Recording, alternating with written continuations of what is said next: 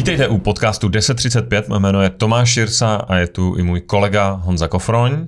Dobrý den a ještě než začneme, chtěli bychom poděkovat všem, kteří nás sdílí a kteří si s námi povídají. Podpořit nás můžete na platformě patreon.com/1035 podcast, kde najdete celé díly a můžete i pokládat dotazy.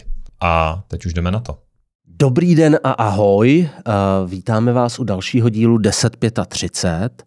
Dneska budeme mít opravdu mimořádného hosta, můžeme říci zahraničního hosta. Honzo, koho jsme si pozvali? Pozvali jsme si Miroslava Trauera, což je bývalý legionář ve francouzské cizinecké legii. A dnes je to instruktor a taky se podle mě dostaneme ke spoustě dalších věcí, co dělá. Ahoj, vítej u nás. Zdravím vás, volám sa Miroslav Trauer a teda niečo o mne zo začiatku. Klidně řekni. Klidně. Takže odslúžil som takmer 9 rokov vo francúzskej legii, kde som sa vydal vlastne, keď som hneď zmaturoval po strednej škole. Začínal som na Korzike u výsadkarov v druhom repe, druhý cudzinecký pluk vlastne výsadkarov. Tam som prešiel najprv nejaké 2 roky, po týchto 2 rokoch som išiel do amazonského pralesa, kde som strávil 3 roky vo francúzskej Gujane a vrátil som sa naspäť na Korziku, kde som vlastne posledné 3 roky strávil, 3 aj čosi, na pozícii veliteľa družstva, vlastne po francúzsky seržanta, na obojživelných operáciách. Hej. Dobře, já myslím, že k tomu se dostaneme. A jak asi naši posluchači vyrozuměli, ty nejsi z Čech, ty jsi ze Slovenska. Mám taký zvláštny prízvuk, áno, pochádzam z Kisuc zo Slovenskej republiky. Výborně, my jsme se tu před natáčením bavili o Velkém Rosudci a všem to doporučujeme jako vynikající výletní destinaci. Určite, v Malej Fatre napríklad, čo je cca ani nie hodinu od môjho bydliska, tak som sa aj pripravoval na vstup do legii. Sú tam naozaj krásne bežecké trasy a odporúčam každému turistiku v týchto pohoriach. Každopádne teraz trošku pozor na medvede, takže máte o motivaci postarané. To se mi líbí. Dobrá, možná první otázka. Jak se vlastně vůbec k legii dostal? Protože ty si řekl, že hned po střední škole. Přitom já, většinu lidí, co znám, co sloužili v legii, tak většinou to bylo po nějaké fázi života, někdy víc nebo méně uspořádané. A navíc to většinou bylo, řekněme, někde kolem 90. nebo konce 90. kdy třeba u nás, ale podle mě i na Slovensku, ta ekonomická situace nebyla úplně dobrá. V některých regionech velká nezaměstnanost. To se zdá, že tvůj případ úplně nebyl. Určite nie. Možno to bude prekvapivé, ale ako hovorím, možno prvé 2 roky, aby som odslúžil, aj keby mi nikto nič nezaplatil, iba kvôli dobrodružstvám a veciam, čo sme tam zažívali. Ako som sa k tomu dostal, tak možno ma k tomu priviezli a pritiahli moji rodičia. Môj otec slúžil vlastne 25 rokov v polícii na Slovensku pod ministerstvom vnútra proti drogám, narkotikám a vždy mal extrémny vzťah ku armáde. Doma od mala sme pozerali nejaké odbojové veci, dokumenty o druhej svetovej, tak už cca sa to datuje podľa mojich rodičov od 6 rokov som sa chcel stať vojakom. Ako som postupne rastol, tak som si hneď už hovoril, že do ktorej jednotky by som chcel ísť. Keď som mal 13-14, tak možno každý pozná jednotky SAS z Británie alebo Beara Grylsa, ktorý bol u nich vlastne ako rezervista, potom čo som zistil po čase. Vždy som chcel byť potom ako Bear Grylls, zistil som si, kde on slúžil, bolo to SAS a vytvoril som si nejaký plán, že ako sa dostať do týchto britských špeciálnych síl. Problém bol taký, že by to trvalo fakt dosť času, kým by som získal aj anglické občianstvo. Musíš odslúžiť 2 roky napríklad v britskej armáde, aby si šiel do SAS, takže aby som mal tak možno 26 rokov, aby som iba skúsil výber do SAS. No a potom som zrazu videl dokument, kde Bear Grylls bol vo francúzskych legiách, hej.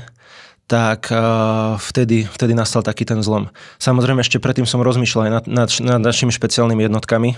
5. pluk špeciálneho určenia Jozefa Gabčíka, alebo 601. skupina, lebo som vedel, že niektoré týmy zo 601. trénujú z SAS. Ale nakoniec som sa rozhodol ísť touto cestou francúzskej legie. A jenom řekni, proč ne slovenská armáda? Protože to by byl pro většinu lidí asi takový jako logický první krok. Slovenská armáda, neviem, ovplyvnilo mi to do život, lebo 5. pluk, na to som sa aj vlastne pripravoval, som si vždy našiel, čo treba, aby som sa dostal do špeciálnych síl, robiť napríklad bojové športy, behávať, čo som vlastne začal od raného detstva, kde som hrával futbal a robil som popri tom tajský box aktívne. Ale Slovensko necestuje, nemá toľko misií. Francúzsko proti Slovensku sa nemôže zrovnávať s budžetom pre armádu, s prostredím, kde ste, a povedzme si to úprimne, Francúzsko má veľmi veľa kolónií po celom svete, kde vlastne každá kolónia sa musí nejako udržovať, alebo získavať nejaká ďalšia, alebo takéto veci. Takže je oveľa väčšia šanca vycestovať na misiu s Francúzskou republikou, ako napríklad so Slovenskou, ktorá nemá viac menej žiadne záujmy takto vo svete. Iba sa zúčastňovať ako nejaký pobočník v NATO, nejakých operácií. Rozumím. Já bych se chtěl trošku vrátit k tomu Gabčíkovi, o kterém jsi mluvil na začátku, protože podcast 1035, jeho název odkazuje k času, který měli na hodinkách právě Gabčík s Kubišem, když čekali v kobyliský zatáčce na auto s zastupujícím říšským protektorem Reinhardem Heydrichem. Co pro tebe ten odkaz znamená jako člověka, který vstoupil do legií, ostatně Gabčík tam byl tuším taky, prošlo jim spousta letců, kteří byli v Británii tím výcvikem a spousta dalších Čechoslováků. Tak jak ty se na to díváš? Normálne, keď si teraz povedal, tak mám takú extrémnu hrdosť a až mám razy. Za prvé fakt ďakujem chalani, že niekto nesie takýto názov podcastu v tejto dobe a tento odkaz žije doteraz. No každopádne Anthropoid ma tiež sprevádza od môjho raného detstva, pretože ja som sa narodil cca 40 minút od dedinky Poluvsie, kde sa narodil Jozef Gabčík. Hej, pochádzam od Žiliny, vlastne do Žilinského kraja, kde 5. pluk špeciálneho určenia je pomenovaný po Jozefovi Gabčíkovi. A ďalšia vec, títo chalani, ako vieme, tak nechceli sa zmieriť, že nás nacisti okupujú. Ušli vlastne do Polska, presunuli sa do Francúzska, kde vlastne rozšili rady francúzskej legie. Samozrejme s legiou mali vtedy takú zmluvu, alebo takú dohodu, že keby vznikla vlastne vojna, keby sa tento konflikt rozšíril, ako keby už bola vlastne druhá svetová, tak ich vlastne pustia a odišli do Anglicka, kde sa stali vysadkármi, aj keď chceli slúžiť napríklad ako piloti alebo strelci na lietadlách, to bola ich priorita, ale nesplňali možno nejaké veci, tak presunuli ich vlastne na výcvik pod SOE, Special Operation Executive, kde sa stali vlastne vysadkármi a pripravovali ich na operácie na našom území.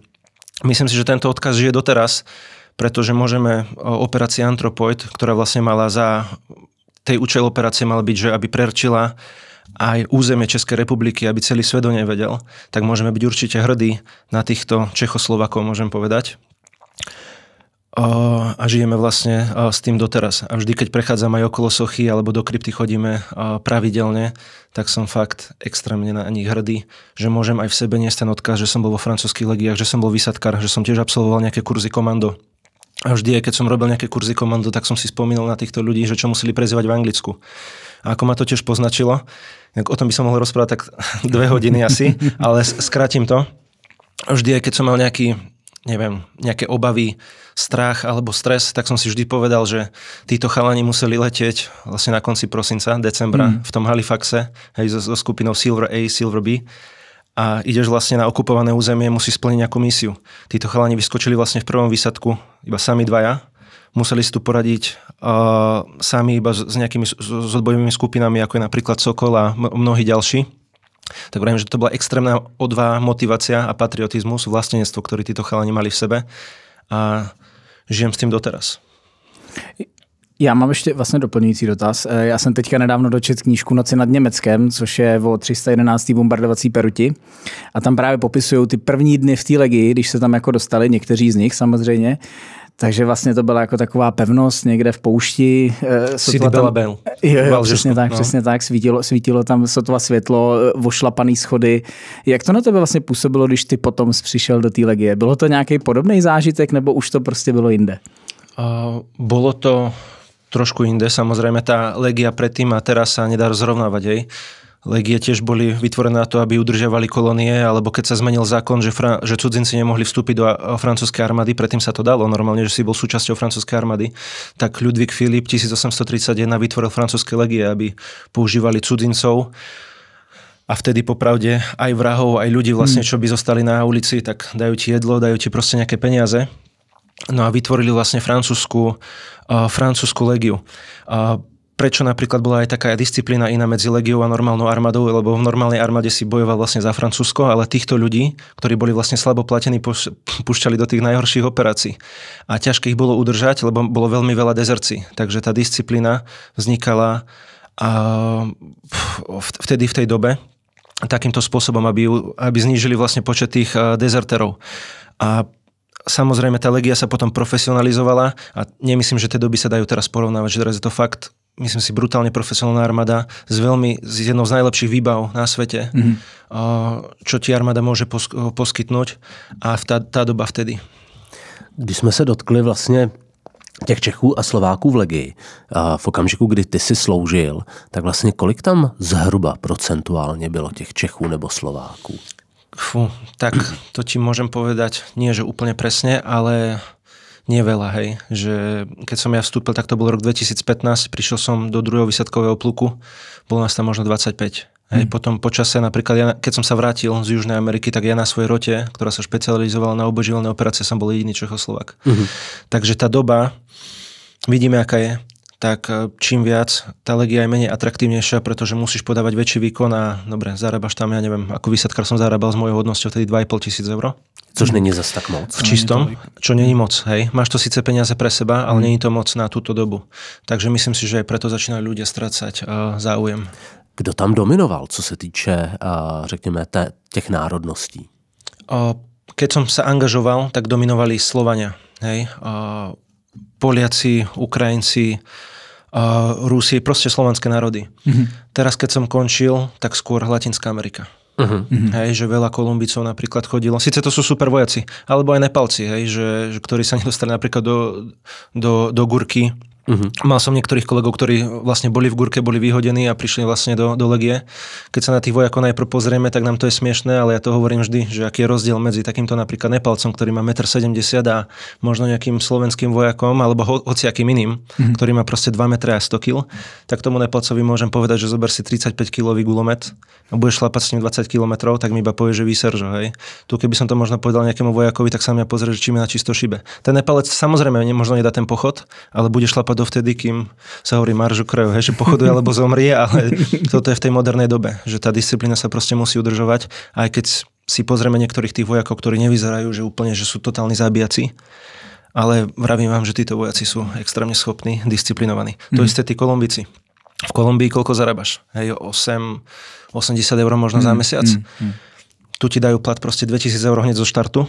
Tak tomu Kolumbicovi, ja sa vždy smiem, že keby som mu na základnom výcviku povedal, že v rámci výcviku zober nôž a dobodaj toho druhého, tak proste on to spraví.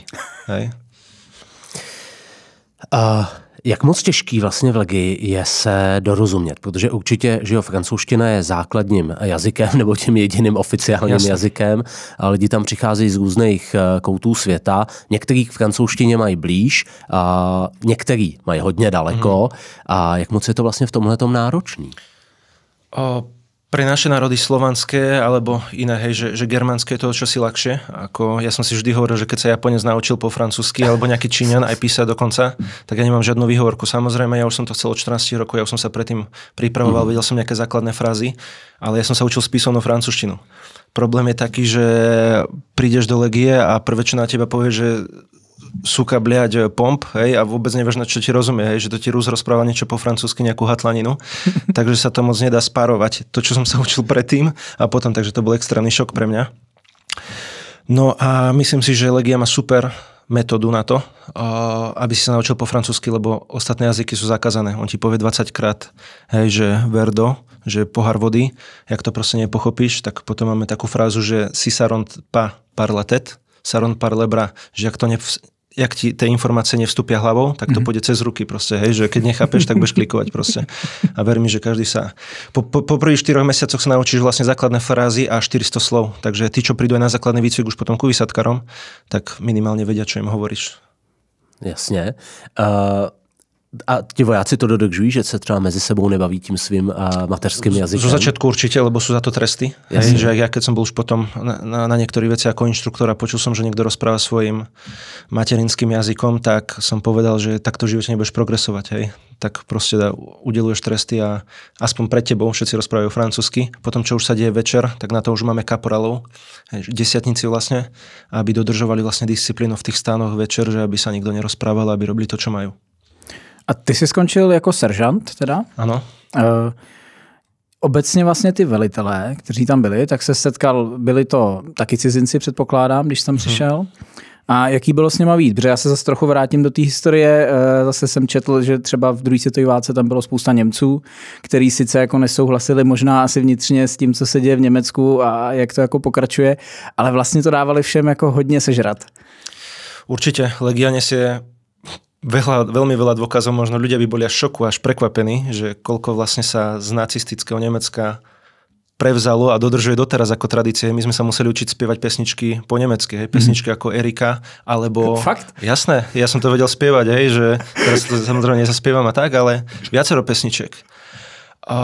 Potom ďalšia vec, La Légion Marche napríklad pesnička je vlastne hlavná hymna Waffen-SS, hej? Len oni to zmenili teraz, že La Légion Marche vers le front, že Legia pochoduje vlastne na front, ale diabol ide s nami. A potom sa sme, že ha. Teraz si pozrite hymnu Waffen-SS a viete to vlastne sparovať, že koľko pesniček vlastne sa SS-aci alebo z Wehrmachtu sa preneslo až doteraz. Samozrejme Nemci, to neboli iba SS-aci, oni už mali super skúsenosti a Francúzsko to spravilo úplne super. Na čo budú umierať Francúzi, keď potom bola vojna napríklad Indočína alebo tak, udržovať nejaké kolónie, keď môžeme použiť vycvičených vojakov.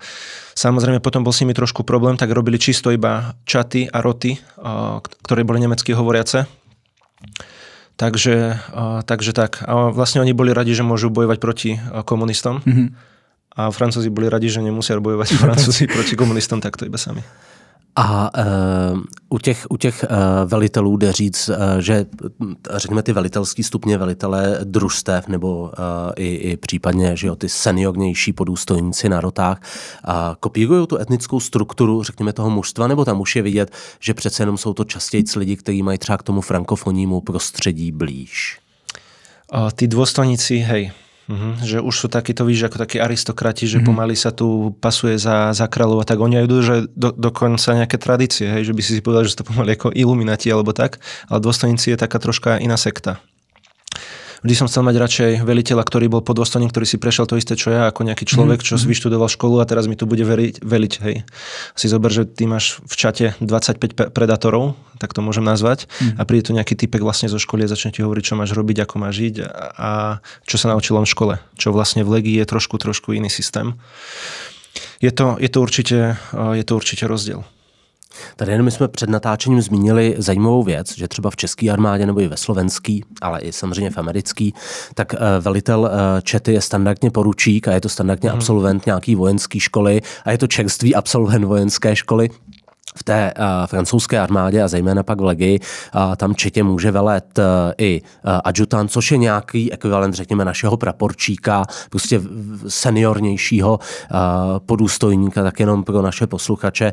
Ten rozdíl je tam v tom, že skutečně četě může prostě velet někdo, kdo není důstojníkem. Jasné. Keď to bol, mám spomenúť aj ten príbeh, čo sme rozprávali? Jasne. Tak vlastne, kvôli čomu to je?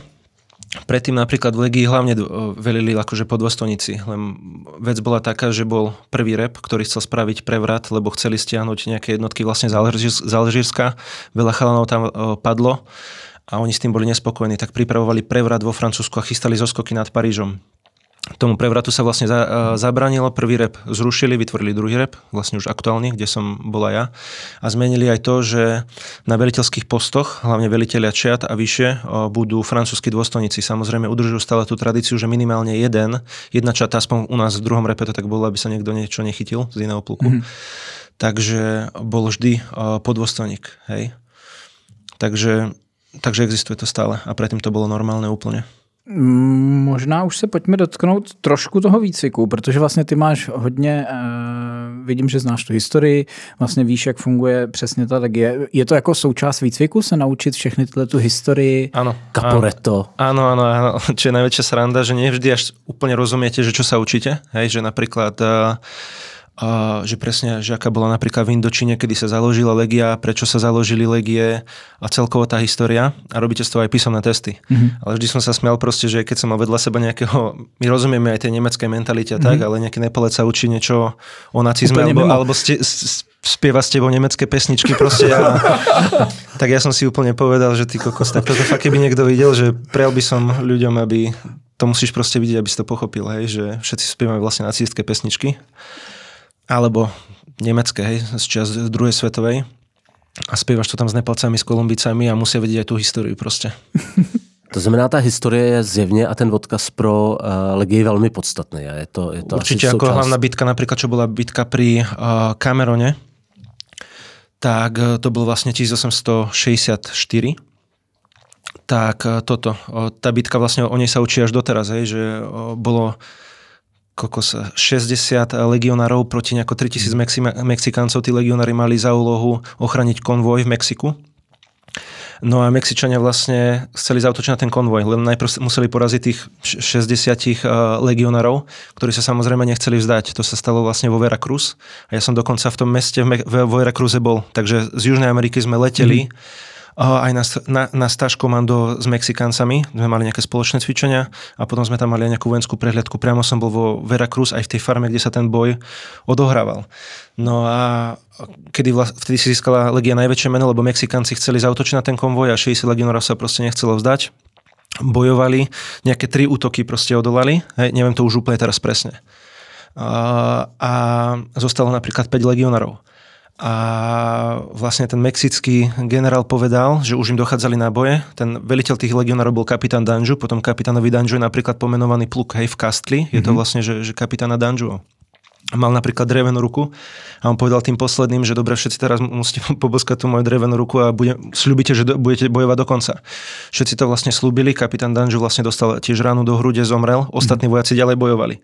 Ostalo ich napríklad posledných 5 a Mexikánci už legionárom došli na boje, Mexikánci povedali, že dobre, teraz sa musíte vzdať a tak a on povedal, že sa proste nevzdáme, že vzdáme sa, ale necháte nám naše zbrane, že oni to proste nechceli spraviť, tak vybehli normálne s bajonetmi proti neviem koľko tisícka Mexikáncov a ten mexikánsky veliteľ povedal, že proste nestrieľať a tak. Nechali im ich zbrane a povedali, že vy ste neni ľudia, že vy ste proste diablovia. Hej? Takže odtedy sa vlastne traduje taká najväčšia bitka pri Camerone, o ktorej sa učíš dokonca až doteraz. Nepletuli se, tak ta dřevěná ruka je dnes jako v Legii a je to taková relikvie. Poznáš fakt super veci, sorry. Tak to ma prekvapuje, že túto vec poznáš. Áno, je to umiestnené v Aubaň. A vždy, keď je vlastne bitka u Cameronu, je to vlastne jeden z najväčších sviatkov Legii, tak sa s tým pochoduje a tá ruka sa dáva von a sú s tým vlastne prehliadky a doteraz sa držia proste tie tradície. Jak je těžký se dostat, ne do Legie, to možná tak těžký není, ale k výsadkářům? K výsadkářům? Kedy si to bolo tak, že musíš mať napríklad nejaké hodnotenie.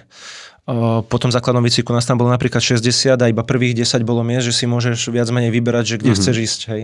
Tak niekoho bavia napríklad hory, tak išli napríklad kúženistom do horských jednotiek bojových. Niekoho bavia napríklad tanky, šiel ku tankistom a niekoho bavia výsadkári. To si myslím, že väčšinu chalanov chceli byť vždy tá najprestížnejšia pre mňa jednotka sú výsadkári. Tak si môžeš vtedy vybrať, že chceš ísť ku výsadkárom. Teraz už to je aj tak, že aj keď nechceš proste, ale u výsadkároch proste chýbajú miesta, tak posielajú prvých, ale aj tých napríklad posledných, že s vami nevieme čo, tak pošlu ich vlastne ku výsadkárom. Trošku sa tá doba mení. A jsou tam nějaký jako fyzický předpoklady nebo testy, které určite musí splniť? Máš si myslím veľmi vysoké zdravotné prehliadky. Nemôžeš mať ani o kúsok napríklad vychrívená chrbtica. Musíš napríklad splniť testy ako asi všade.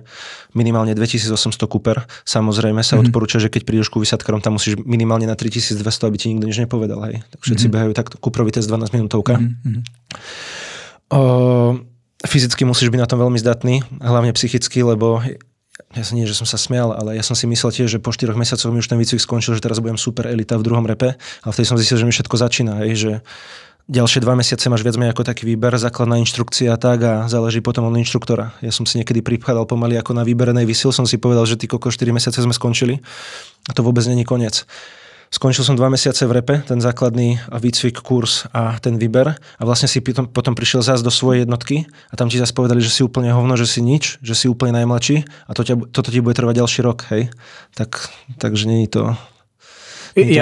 Já vlastně kdykoliv to vlastně čtu, jaký jsou podmínky toho, ať už přijetí nebo toho výcviku ve francouzské cizinecké legii, tak vlastně furt hledám, kde vlastně jako leží ten rozdíl mezi speciálníma silama a právě tou francouzskou cizineckou legií, jo? Že vlastně je to opravdu hardcore, asi těžko bychom hledali těžší výcvik. Myslím si, že ani Navy Seals to nemají takhle těžký, ne? Nebo...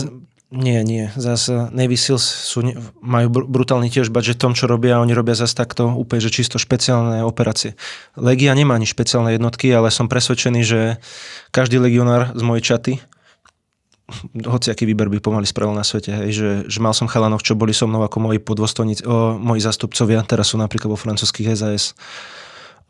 Potom sú u francúzskych SEALs, hej, a boli to vlastne chalani, trošku niekedy aj slabší fyzicky odo mňa, alebo že som videl možno aj nejaké rezervy pre mňa, ale to už sme boli si myslím na takej úrovni, že to už sme hľadali fakt detaily.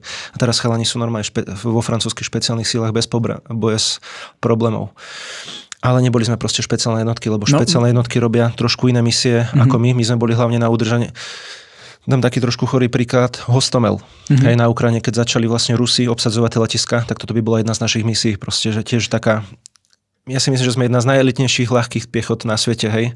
Že nie sme tiež úplne ako, že taká čisto ľahká pechota, alebo že úplne taká regulárna. Pretože ako hovorím, ja som bol v obojživelných operáciách, tak prileteli sme vrtuľníkmi, vyskočili sme do mora, z mora si išiel proste na pevninu, tam si sa prezliekol, nachystal si nejaký prepad. Spravil si ten prepad, zasi sa vrátil na pláž, dal si neoprény, vyzdvihli ťa napríklad člny, hej. Takže ja to neviem ani možno až tak zaradiť, že kde sa to kde to tak patrí, ale neboli tam vlastne špeciálne jednotky u nás. Ale... No a řekl bys, že to je jako víc fyzická zátěž anebo psychická u tej francouzskej legie? Ja by som si myslel, že teraz hlavne keď som už v civile a porovnávam to aj s inými jednotkami, alebo som bol vlastne s francúzskou armádou, tak si myslím, že u nás sa kladie extrémny dôraz na to, na fyzickú a psychickú záťaž. Hej? Že ten človek môže byť hociako unavený, ale spraví čokoľvek. Hej? Že robíš misiu a proste o 3 ráno je lejak, je zima a už iba do rádia počuje, že dobré, tak tá skupina, že prídete na pláž, zoberte si neoprenný a o 3 ráno vás vyzdvihnú člny z mora zase. Hej? Tak ty proste ani nerozmýšľaš, dobre, spravil si misiu, vrátiš sa na pláž, dá si neoprenný, proste brutálna zima, všetci pomaly podchladení, zasplávaš do toho mora v noci, zoberú ťa člny, ale keď sa pozrám na tých ľudí, a možno v sebe majú nejaké nervy alebo čokoľvek, ale každý plní od A po Z, hociakú misiu, ktorú im dajú. A ty jsi zmínil zajímavou věc, mě si docela vyzdvihoval francouzskou armádu, co se týče vybavení. A zkusíš tohleto trochu víc rozebrat. Samozřejmě tady asi je dobrý říct, že i ty výsadkáři mají trochu lepší vybavení nebo víc zdrojů než řekněme nějaká úplně řadová francouzská jednotka. Některé jednotky, které byly před zrušením, tak vím, že tam se lidi jako stěžovali dost, ale to bude asi ve všech armádách stejný. Ale v čem ty si viděl ty hlavní jako silné stránky, co se týče vybavení a výstroje? Vieš, teraz keď sa rozprávam s chalami, tak vojna na Ukrajine. Na Ukrajine sa bojuje s dronmi, teraz si pozriem u nás, máme najmodernejšie drony. V každej rote napríklad majú Black Hornety, že sú jedni z najdrahších dronov. Teraz všetci robia s kamikaze dronmi proste.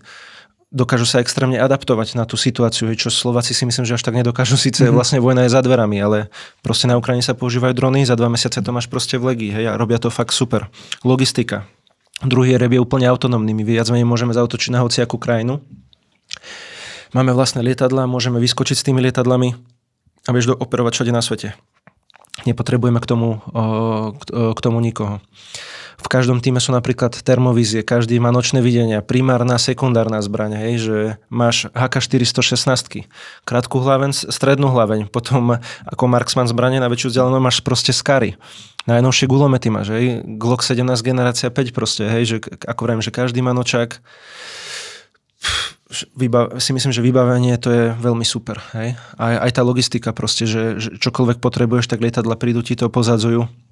Keby sa ti proste, myslím, že komplexná armáda je fakt na tom super. Takže ty už zažil 416 HKčka, už neměl FAMASy. Nie. A stihl to aspoň držet v ruce nebo střílet z něj? Ale však ja som FAMAS používal HKčko som používal 4 roky asi. OK, takže 4 a 4 to bylo zhruba. Jasné, hej. Jo. Alebo 3-4 ten FAMAS, jasné, môže byť tak, že pol na pol. A rychlá vsuvka, jak sa ti líbil FAMAS? Nechcem nejako škodiť starším školám, lebo viem, že starším legionárom akože tá zbraň je super na presnosť, hej. Pre mňa najväčší problém, že nie je kompatibilná s veľa vecami. Ťažko sa tam dáva baterka. Proste ručka, nemôžeš tam dať, ťažko sa tam dávaš lasierové značkové, tie najmodernejšie. Optiky tam proste nemôžeš nejako meniť. Takže presno super, bullet systém super, že nemáš recoil, hej. Ale pre mňa je to proste fakt extrémne zastaraná zbraň, hej, že tiež, čo sme mali napríklad v amazonskom pralese, namočí sa to, dostane sa tam nečistota, zasekávajú sa tie zbrane. To hakačko bolo ťažké, ale to hakačko, ja som normálne dostal nejaký profesionálny problém, že už som nerobil ani prešček. Niekedy, keď manipulujem so zbraňou, lebo tá zbraň v živote nepotrebovala nič. Ja som vedel, že tú zbraň môžem hodiť do reky na týždeň, po týždni ju vyťahnem a bude strieľať proste, hej, že to je to síce piestovka, ťažšia zbraň ako iné, ale extrémně spolehlivá zbraň. Prostě. Dodejme, když jsme u zbraní, britská L85 si myslím, že jmenuje, ta vychází vlastně z podobné konstrukce jako FAMAS, ale tam to dotáhli trochu dál, že jo? Tam už přece jenom jde nějaký to další vybavení na to připevnit a myslím si, že s tím fungují trošku líp. Ale pokud vím, tak taky nejsou s tím úplně spokojení, rádi by se toho zbavili. Ale šli minimálně dál s tím vybavením. Je to prostě, může se soustředit iba na svoju robotu, hej, myslím si, že všetko vybavenie, čo sme mali v legiách, tak nemusíš nad tým rozmýšľať. Glock mi bude vždy strieľať. Hej. Ja hovorím, že zober si na strelnicu zbraň, ako chceš, do boja si zober Glock. Proste, hej, že, to isté s tým hakačkom. Proste, hej, že neviem, si v džungli, mali sme cvičenia, že mali sme keď vypukla vojna na Ukrajine, tak sme mali cvičenia, ktoré trvali 21 dní. Počas tých 21 dní chodili pre nás lietadla, non-stop lialo. Ja nechápem to, či to naplánovali nejako aj to počasie. 3 týždne pomaly non-stop lialo. My sme každý večer strieľali, nejaké kontakty sme mali, museli sme oslobodzovať dediny, zakopávať sa v lese. No a mali sme spraviť nejaké crash testy všetko tohto vybavenia. Zistili sme nejaké nedostatky, ktoré máme, ale aj pozitívne veci, napríklad tú zbraň ja som 3 týždne nečistil, ona normálne stále strieľala. Hej, to je proste, ja som povedal, že to je neuveriteľné. To minimálně pro ty, kteří znají Bren 1, tak to zní jako téměř neuvěřitelný příběh. Jasně. Ale ty jsi zmínil vlastně, že jsi chtěl do Legie i kvůli dobrodružství, kvůli těm, řekněme, možnostem podívat se mimo Evropu. Kam ses mimo vlastně Korsiky podíval? Bol som vlastne na misii niekoľko mesiacov Spojených arabských emirátov, kde sme absolvovali vlastne cvičenia s Emiráťanmi a používali aj ich výbavu, alebo robili s nimi vlastne nejaké cvičenia za pomoci ich stíhačiek a fakt super skúsenosť a vec. Potom som bol vlastne v amazonskom pralese, vo francúzskej Gujane, v Suriname, Brazília, Mexiko, potom sme boli na Reunione a na Madagaskare, hej, čo som ja toto. Ja som bohužiaľ nechytil tú zlatú éru tej legie, to hovorím, že tak od roku, neviem, aby som neklamal, 2010-2015 sa išlo Afganistán, Mali, Čad, hej, že super misie, bohužiaľ ja som z tej mladšej generácie a hlavne druhý rep mal za úlohu napríklad do Mali, ako prvá jednotka prišiel druhý rep, hej, Francúzsko povedal, že dobre, ideme pomôcť, neviem tu robiť úvodzovky, ideme pomôcť Mali. A zabrali vlastne hneď letisko. Hej. To bola misia druhého repu. Potom tam už samozrejme prišli pechota, ženisti a tedy. Pre ten druhý rep bolo menej misií. Já přemýšlím, jestli se vlastně Legie účastnila Takuby nebo ne, ale nevím. Operace v Mali, ale nespomenu si. Určite, hej. Určite, hej. A to permanentne tam bol akože niekto. Hej. Aj z druhého repu napríklad GSP, naše komando. K té Guajáně předpokládám, že tam si absolvoval i výcvik v pralese. To muselo být asi docela náročné, co se týče jako typu výcviku, přežití a podobně, protože to je pro nás, pro Evropany, hodně nestandardní. Víš čo, hovorí sa to, že napríklad je tam skoro takmer 2-mesačný kurz, tak je to jeden z najťažších výcvikov určite, čo sa dá zažiť v amazonskom pralese. Alebo takto celkovo aj vo francúzských legiách. Po tomto kurze som si už povedal, že dokážem čokoľvek na svete, hej, že vystrel ma proste do vesmíru a viem, že nejako prežijem. Alebo viem, že dokážem čokoľvek vlastne od tohto momentu. Každý kurz komando, alebo toto ti dáva sebavedomie a pocit, že dokážeš veľa vecí. Ale po týchto kurzoch vlastne som si už povedal, že nie, že si akože pomaly na človek, ale že čokoľvek, čo spravíš, viem si to naplánovať, porozmýšľať na to operáciu a viem splniť každú misiu, ktorú mi ktokoľvek dá. Co bylo v té džungli jako nejtěžší z tvýho pohledu? A to je konec první části rozhovoru. Děkujeme, že jste doposlouchali až sem. Celý díl už je pro naše patrony na patreon.com/1035 podcast. Odkaz najdete tady dole pod videem.